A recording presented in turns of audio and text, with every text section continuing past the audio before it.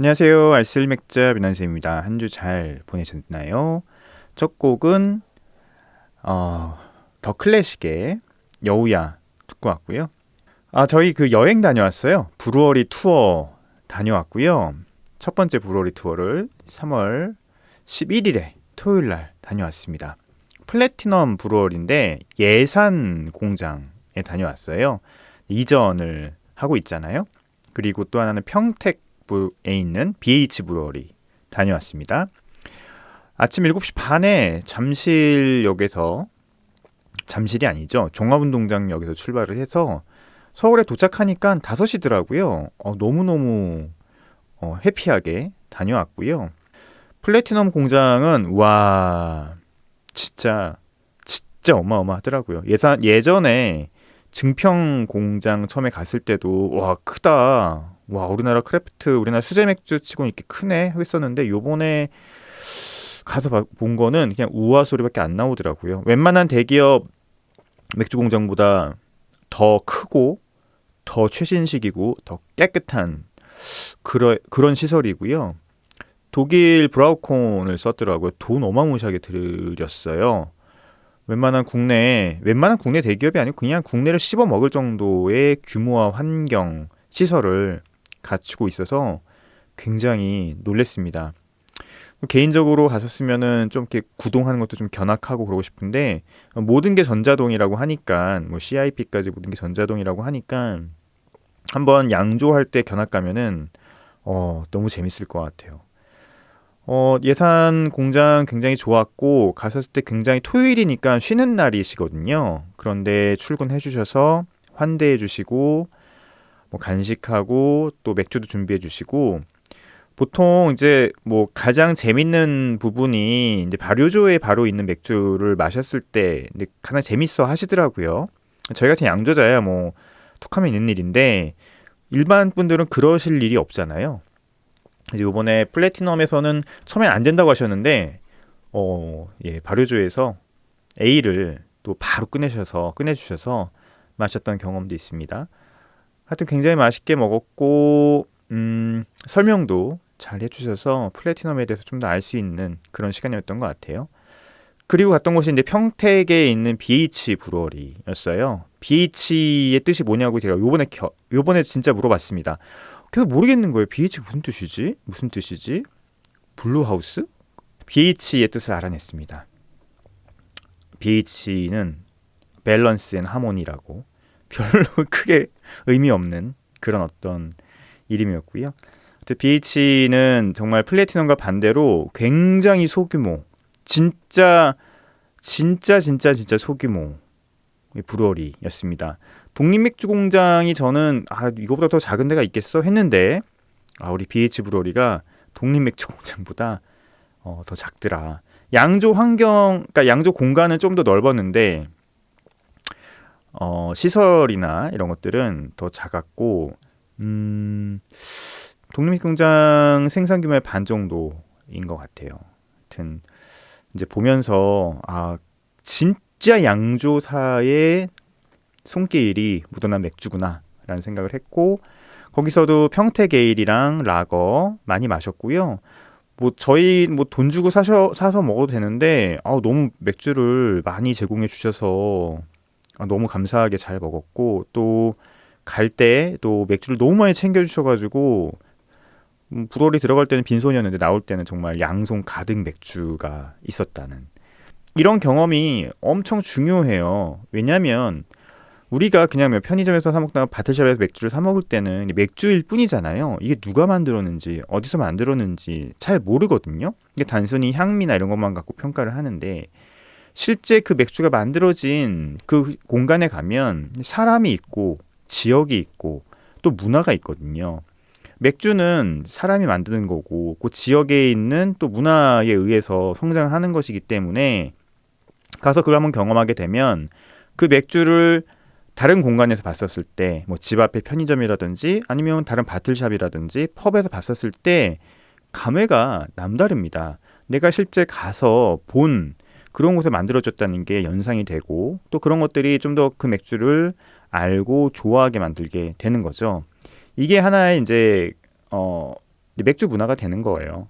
저희가 브루어리 투어를 하는 게 뭐 저희 협회에 돈이 된다거나 돈 하나도 안 됩니다, 진짜. 오히려 돈을 더 썼으면 썼지. 뭐 특별히 저희 협회의 명성에 뭔가 도움이 된다거나 그런 건 아니에요. 근데 저희 협회에서 브루어리 투어를 하는 이유는 바로 맥주 문화를 조금 더 뭐랄까요, 만들고 그리고 확산시키면서 맥주 산업의 성장을 좀 도모하고 또 맥주 만드시는 분들을 응원하고자 하는 거니까 기회 되실 때 참석하세요. 이거는 정말 참석 안 하시면 무조건 손해입니다. 4월달 브루어리 투어는 평창에 있는 화이트크로우하고 경기도 광주에 있는 베베 브루어리로 결정이 됐어요. 정확한 일정은 제가 나오면 알려드리고 4월에 평창은 진짜 무조건 가셔야 됩니다. 우리 비어 딕셔너리 맥주에 대한 모든 것 얘기를 계속 이어나가 보죠. 자, 베를리너 바이세로 오늘 시작합니다. 베를리너 바이세 몇 세기 동안 힘들게 버텨온 멋진 맥주다. 지속적으로 생산량이 줄고 있으며 관광지화된 베를린의 바에서도 큰 인기를 끌지 못하고 있다. 그렇죠. 베를리너 바이세는 베를린의 정통 밀맥주를 의미를 합니다. 이 맥주는 19세기까지만 해도 굉장히 베를린에선 유행을 했던 맥주인데 20세기를 지나면서 많이 사라졌고요. 거의 사라졌고 지금은 킨들 베를리너 바이세라고 하는 곳 한 군데만 정통 뭔가 트레디셔널 베를리너 바이세를 만들고 있어요. 베를린에 가시면 이 베를리너 바이세를 아무 데서나 마실 수 있을 거라 생각하시는데 그렇지 않습니다. 이 전통 베를리너 바이세를 드시기 위해서는 진짜 이 맥주를 팔고 있는 펍을 찾아가셔야 돼요. 이게 뭐냐면 이게 이런 거예요. 그 울산 예를 들어서 어느 지역에 그 막걸리가 있다고 보죠. 전통 막걸리. 그럼 그 지역에 가면 아무데나 막 팔고 있을 것 같잖아요. 근데 그렇지 않죠. 특정한 뭐 가게를 들어가야지만 그 지역의 전통 막걸리를 파는 경우들이 있거든요. 뭐 그런 거 비슷하게 생각하시면 됩니다. 베를리너 바이스의 라즈베리 시럽이나 우드러프 추출물을 넣어 서빙하는 불쾌한 관습은 마침내 사라진 것 같다. 꼭 그렇진 않습니다. 제가 베를린에 갔을 때도 라즈베리 시럽과 우드러프 시럽을 넣은 베를리너 바이스를 마셨고요. 킨들 거. 왜냐하면 베를린에는 크래프트 맥주를 사랑하는 세대들이 이 맥주가 갖고 있는 단순함이라는 매력을 깨웠기 때문이다. 근데 크래프트 맥주, 베를린의 크래프트 씬에서 최근에 베를리너 바이스를 다시 부활시키고 있어요. 베를린에 가서 이제 크래프트 맥주를 파는 곳에 가시면 베를린의 크래프트 씬에서 만든 베를리너 바이스를 드실 수 있습니다. 저도 먹어봤고, 근데 그 베를리너 바이스 같은 경우는 이 우드러프나 시럽이나 라즈베리 시럽 같이 그런 시럽을 넣지 않아요. 굉장히 그래서 시큼하고 그런 어떤 그 신맛이 강하게 도는 그런 맥주들이 팔고 있습니다. 그런데 이 시럽을 넣는 전통 베를리너 바이스 같은 경우는 시럽이 단맛이 강하거든요. 그러다 보니까 신맛이 중화되고 조금 뭉근한 단맛이 올라와서 음료수와 같은 느낌을 좀 갖기 마련이죠. 아무것도 섞지 않는다면 이 맥주는 청량감과 낮은 알코올 도수, 깨끗하고 요거트 같은 시큼함으로 더운 날씨에 갈증을 해소하기 더없이 좋다. 라고 하네요. 뭐 개인차가 있겠죠. 저는 아니라고 생각하지만 베를리너 바이스는 캐틀 사워링을 하는 사워 맥주이기 때문에 빨리 만들 수 있으며 캐틀 사워링은 끓임조죠. 끓임조에서 젖산균을 넣어서 신맛을 만드는 거예요. 그러니까 람빅이나 이 프랑스 레드에일 같은 것은 그 발효조에서 젖산을 접목시키거나 아니면은 뭐 다른 사워에일도 발효조에서 젖산균을 넣어서 신맛을 만드는 경우들이 있는데 이럴 경우에는 시간도 좀 오래 걸리고 발효 기간도 또 하나는 오염에 대한 가능성도 있죠. 그래서 이 캐틀 사워링 방법을 이제 요즘은 많이 사용하긴 하는데 캐틀 사워링은 맥즙을 당화조에서 끓임조로 넘긴 다음에 끓임조에 있는 맥즙에 젖산균을 접목을 시켜서 젖산 발효를 먼저 시킵니다. 어느 정도 젖산 발효가 됐다고 하는 순간 끓여버리는 거예요. 그럼 젖산균은 죽지만 신맛은 남아있겠죠. 그래서 이 캐틀 사워링으로 만드는 신맛이 나는 맥주는 굉장히 깔끔하고 정제된 신맛이 납니다. 뭔가 굉장히 복합적인 신맛은 나지 않지만 깨끗한 신맛이 나기 때문에 뭐 마시기는 편하죠. 그걸 얘기하는 거고요. 신맛 초보자들이 비교적 쉽게 접근할 수 있다. 예, 제 말씀이 이 말씀입니다. 또한 과일 첨가물도 넣어 색다른 매력을 경험할 수 있다. 가능하죠. 이 맥주의 부활을 이끄는 미국 크래프트 브루어리들은 패션프루트, 자몽 복숭아, 심지어 라즈베리를 넣고 있다라고 하네요. 그러니까 이 베를리너 바이스에도 거의 사라졌던, 거의 제가 예전에 맥주 공부했었을 때는 책의 한 구석에 베를린 밀맥주가 있대, 뭐 이런 얘기 나오고 뭐 시럽을 타서 먹는데라고 되어 있던 맥주예요. 근데 이 맥주가 각광받게 된 이유도 역시 미국 크래프트 씬의 영향이 큽니다. 미국 크래프트 씬이 이제 베를리너 바이스를 다시 재해석하면서, 고대처럼 재해석하면서 이쪽에 베를린에 있는 크래프트 씬들도 영향을 받게 됐고, 다시 자신의 맥주들을 재조명하고 부활시키려고 하는 노력들이 지금 일어나고 있는 거죠. 베를리너 바이스의 전통적인 모습은 일단은 몇 가지 특징이 있죠. 첫 번째 신맛이에요. 이 신맛은 이 북독일에서는 예전부터 있었던 맛이에요. 그러니까 저쪽에 바이에른에서는 맥주 순수령이라고 하는 그런 것 때문에 여러 가지 재료에 대한 제한, 양조법에 대한 제한이 있었기 때문에 맥주의 다양성이 지금 와서는 좀 떨어진 측면이 있죠. 하지만 이 북독일 측면, 작센 쪽 이쪽 혹은 한자동맹 도시들 이쪽 지역으로는 굉장히 다양한 방법을 가진 맥주들이 전통적으로 있어 왔어요. 특히 고제 같은 경우는 베를리너 바이스랑 뭐 굉장히 가까운 연관이 되어 있다고 볼 수 있고요. 이 베를리너 바이스의 기원에 대해서는 몇 가지 썰이 있습니다. 뭐 한 3가지 썰이 있는데, 그 중에서 뭐 가장 일반적으로 얘기되는 썰은 이제 위그노들이 만들었다는 거예요. 위그노는 프랑스에서 칼뱅교를 믿는 개신교도들을 비하하는 그런 이름이에요. 그런데 언제죠? 16세기인가요? 예, 16세기에 정확히 기억이 안 나는데 이 낭트 칙령이 폐지가 됩니다. 이 루이 14세가 낭트 칙령을 폐지하는데, 이 낭트 칙령이 뭐냐면 그 전전왕 앙리 4세가 제정한 건데, 그 개신교도들을 인정한 칙령이에요. 그러니까 프랑스 종교 전쟁이 일어나거든요. 프랑스 종교 전쟁이 일어나서 30년 동안 일어납니다. 근데 앙리 4세가 이 낭트 칙령을 발표함으로써 이 개신교들을 인정하고, 위그노들이죠. 이 위그노들을 인정하고 이 종교 전쟁을 이제 마무리를 졌어요. 그런데 그 다음이었던 루이 14세가 절대 왕정을 구축하면서 카톨릭을 프랑스의 국교로 지정을 하죠. 그러면서 낭트 칙령을 폐지를 합니다. 이때 유대인하고 그리고 이 위그노들이 이제 프랑스에 탈출하기 시작해요. 프랑스를 탈출하기 시작하고, 많은 위그노들과 유대인들이 종교적 자유가 비교적 있었던 네덜란드 쪽으로 많이 가죠. 네덜란드는 이제 개신교 지역이었으니까요. 그리고 이들을 품은 곳이 누구냐? 바로 프로이센이에요. 프로이센 공국이 프리드리히 비레르 1세가 그때마다 프로이센 공국이었는데, 이들을 품습니다. 포츠담 칙령이라고 하는 것을 발표하면서 한 2만 명의 위그노들을 프로이센으로 데리고 옵니다. 역시 뭐 프로이센도 역시 개신교 지역이기도 했으니까요. 그런데 이 위그노들이 어떤 것을 담당했냐면, 어떤 것을 뛰어났냐면 상공업 기술에 굉장히 뛰어났어요. 그래서 프랑스의 위그노와 유대인이 빠져나가면서 솔직히 상공업 측면에서는 굉장히 큰 타격을 받게 됩니다. 이거는 스페인도 마찬가지예요. 스페인도 펠리페 2세가 국교로 카톨릭을 강조하고 유대인과 개신교도들을 탄압하면서 이들이 이제 네덜란드 쪽으로 많이 가거든요. 그래서 네덜란드 쪽이 17세기에 들어서 상공업이 극도로 발전하기 시작하면서 부유하게 된 거예요. 이 위그노와 유대인들이 큰 영향을 끼쳤던 거죠.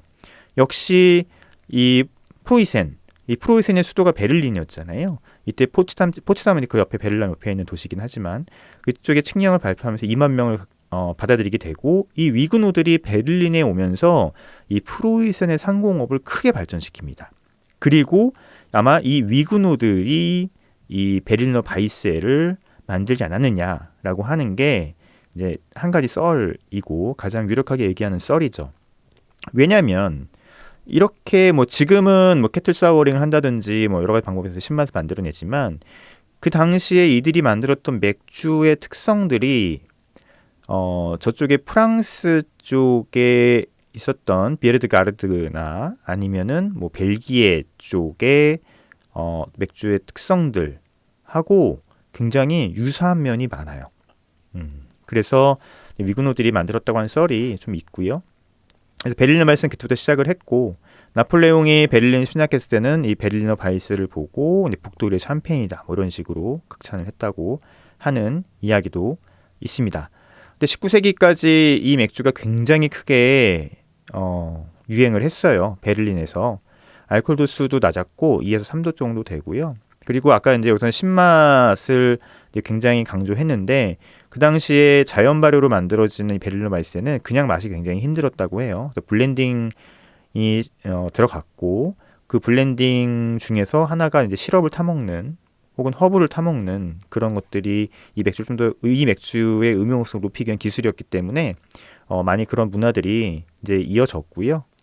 하지만 이제 20세기 들어서 많이 사라지죠. 뭐 몇 가지 원인이 있다고 생각을 하는데 첫 번째는 뭐 당연히 이제 라거, 황금색 라거의 돌풍이 있었을 것이고요.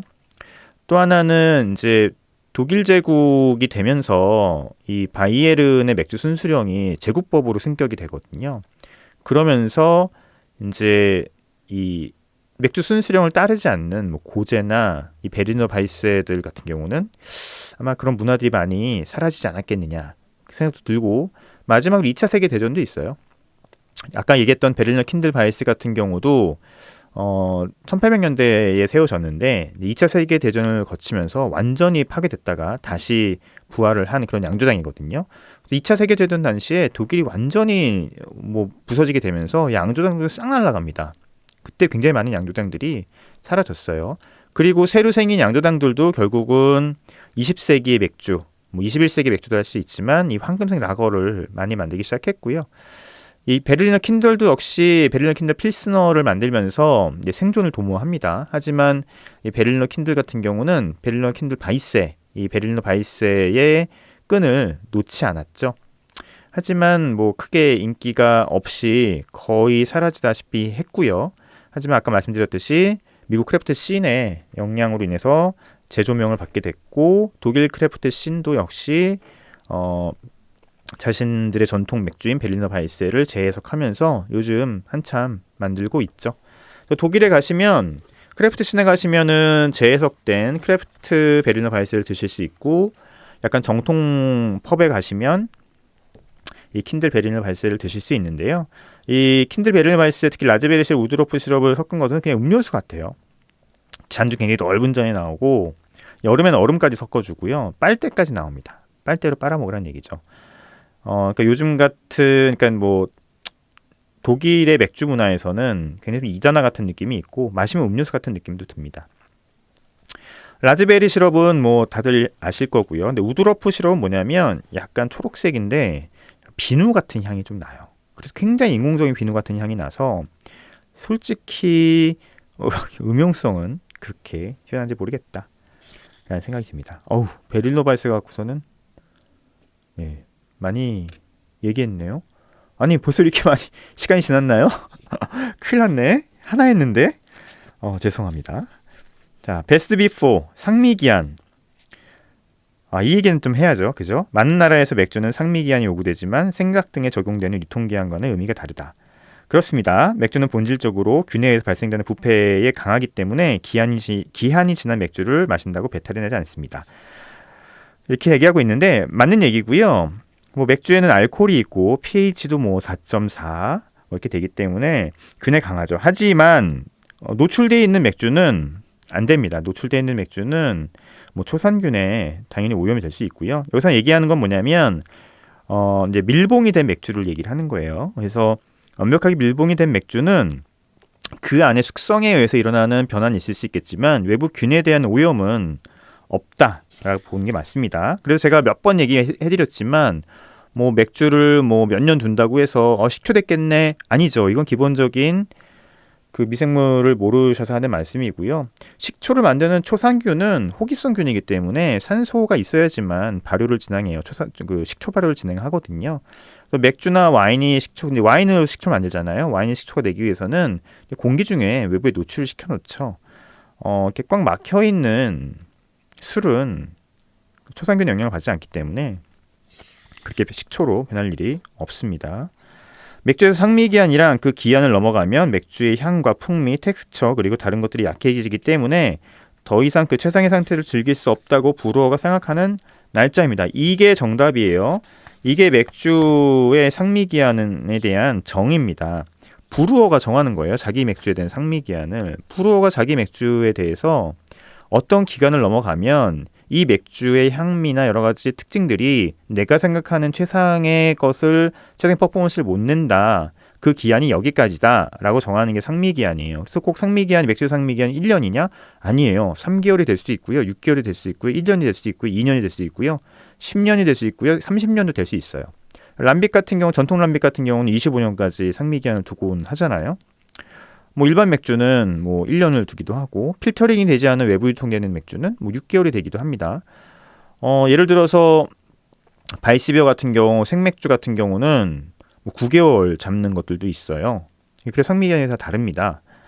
그래서 이게 예전에는 그러니까 일반적으로 1년을 잡죠. 1년을 잡는데 그럼 1년이 지난다고 해서 맥주 향미가 변하냐? 맥주 스타일에 따라 다릅니다. 우리가 일반적으로 알고 있는 뭐 필스너나 뭐 아메리칸 라거 이런 것들은 솔직히 1년 훨씬 지나도요. 그렇게 문제 없어요.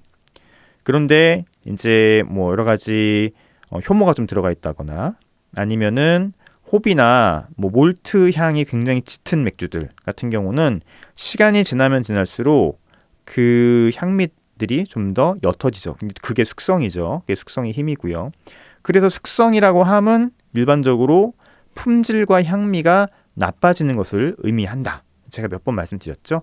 하지만 그런 어떤 과정 속에서 맥주의 특성, 특히 양조자가 의도한 특성이 일어나는 것들이기 때문에 그런 맥주 같은 경우는 의도적으로 숙성을 하는 것들도 있고 배럴 에이징 같은 경우는 최종 결과물이 그러니까 양조자도 모르는 거예요. 양조자도 모르기 때문에 그런 것들 아주 일부 맥주긴 하지만 그런 것들은 숙성 이후에 변하는 모습들을 양조자의 의도가 아닌 방식으로 소비자가 즐기는 것도 있다. 라고 하는 거죠. 근데 그렇게 되면 진짜 환자들이죠. 그렇죠? 오르발 같은 경우도 뭐 5년인데 뭐 7년까지 숙성해서 먹는 맥주를 두기도 하고요. 이게 우리나라에서는 판매한 위법인데 불법인데 네덜란드 같은 경우는 이게 꼭 불법이 아니에요. 벨기에군요. 벨기에 같은 경우는 그래서 쿨미네이터라고 하는 맥덕들이 벨기에 가면 항상 가는 곳이 있잖아요. 그 펍. 거기는 그 할머니 할아버지가 뭐 10년 뭐 진짜 몇 년을 그냥 숙성하는 맥주들로 쫙 깔려 있잖아요. 그리고 그 할아버지 할머니들이 그 맥주에 대해서 다 알고 있죠. 우리나라에서는 불법입니다. 상미기한이 지난 맥주를 절대 팔 수 없어요. 그런데 벨기에 같은 건 가능하거든요. 그러니까 이게 맥주에 관해서 정확한 답이 없는 거예요. 그러니까 상미기한이 지나서 맥주를 못 먹는다? 그럼 쿨미네이터 같은 경우 맥주를 팔면 안 되죠. 근데 다 팔고 그리고 맥덕들 진짜 맥주를 좋아하는 사람들은 거기 꼭 가보거든요. 저도 벨기에 가면 꼭 가볼 생각입니다. 안트페르펜에 있어요. 자, 그래서 만약 맥주를 좋은 조건에서 보관한다면 어떤 맥주들은 상미기한이 지나도 숙성을 통해 시간 변화에 따른 모습을 보여주기도 한다. 예, 그렇죠. 어떤 의미에서 이런 맥주들은 좋은 이취를 가질 수 있다는 뜻이기도 하다. 그렇습니다. 몇몇 브루어리들은 병에 best after date, 즉 이 맥주를 마시기 위한 최소 보관 기한을 표기하고 있기도 하다. 이렇기도 한데요. 우리나라에서는 불가능하지만 뭐 다른 나라에서는 가능한 것 같습니다. 조금 놀리는 것 같지 않은가? 이렇게 마무리를 짓고 있어요. 그러니까 어떤 맥주 같은 경우는 양조사들이 이 맥주는 이 기한을 지나서 먹어야 돼. 왜? 이 맥주는 이 기한을 지나야지만 내가 의도한 향과 맛이 나기 때문에 그래. 라고 얘기를 하는 거죠. 그러니까 맥주가 농상 가공품이기 때문에 가능한 일이고요. 어떻게 보면 맥주가 살아있기 때문에 또 가능한 일이기도 하고 또 어떻게 보면은 맥주 문화가 굉장히 다양하고 이걸 문화로서 즐기는 곳에서만 인정되는 그런 곳이기도 합니다. 우리나라처럼 맥주는 무조건 1년까지야 라고 모든 사람들이 생각하는 그런 곳에서는 그런 어떤 고정관념을 깨기 위해서 여러 가지 일들이 필요하겠죠. 이제 저희 같은 이런 방송도 그런 역할을 좀 하고 있다고 생각을 하고, 그래서 제가 예전에 많이 해봤거든요. 지금도 저는 그 한쪽 구석에 5년째 숙성되고 있는 맥주가 있습니다. 슈랭케를라거든요. 5년째 숙성되는 슈랭케를라가 있어요. 궁금하죠. 그냥 마셔봐야 되는데 두렵기도 하지만 궁금한 그런 맥주가 있고요.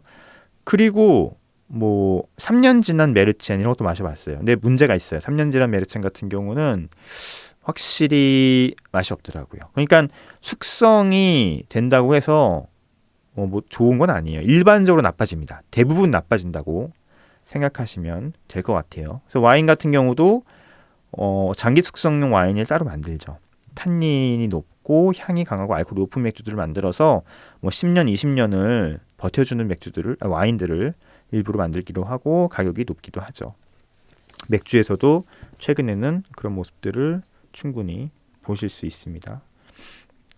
2개 얘기했는데 어떻게 하죠? 시간이 거의 다 됐네요. 다음 얘기가 이제 비터니스랑 뭐 블렌딩, 복 이렇게 이어지거든요. 비터니스를 얘기를 제가 3분 안에 못할 것 같아요. 그래서 요거는 다음 시간으로 넘기도록 하고요. 한 주 잘 보내시고요. 날씨 따뜻해지고 있습니다. 환절기 건강 조심하시기 바랍니다. 다음 시간에 뵙겠습니다. 안녕히 계십시오.